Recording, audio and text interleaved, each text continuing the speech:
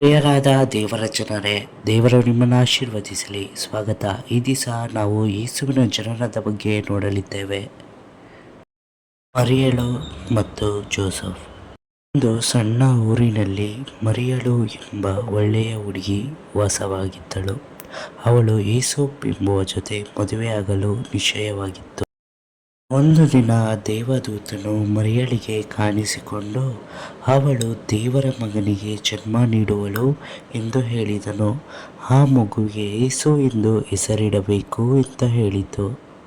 ಜೋಸೆಫ್ಗೆ ಕೂಡ ದೇವದೂತನು ಕಾಣಿಸಿಕೊಂಡು ಮರಿಯಳನ್ನು ಮದುವೆಯಾಗಲು ಹೇಳಿದನು.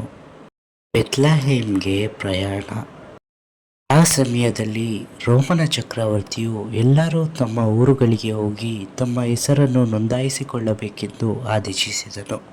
ಆದ್ದರಿಂದ ಮರಿಯಳು ಮತ್ತು ಜೋಸೆಫ್ ಬೆತ್ಲೆಹೇಮ್ ಎಂಬ ಊರಿಗೆ ಪಯಣ ಬೆಳೆಸಿದರು.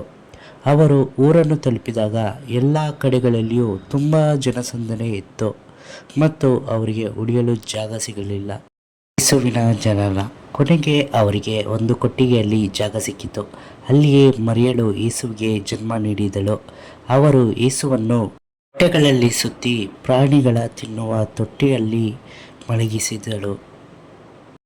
ಆಕಾಶದಲ್ಲಿ ಒಂದು ಪ್ರಕಾಶಮಾನವಾದ ನಕ್ಷತ್ರವು ಹೊಳೆಯಲು ಪ್ರಾರಂಭಿಸಿತು.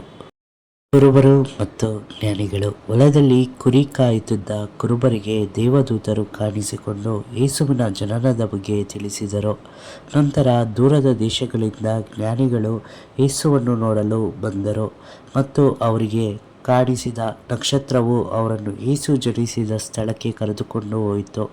ಅವರು ಯೇಸುವಿಗೆ ಉಡುಗೊರೆಗಳನ್ನು ನೀಡಿದರು. ಇದೊಂದು ಪ್ರೀತಿ ಮತ್ತು ಶಾಂತಿಯ ಕಥೆ.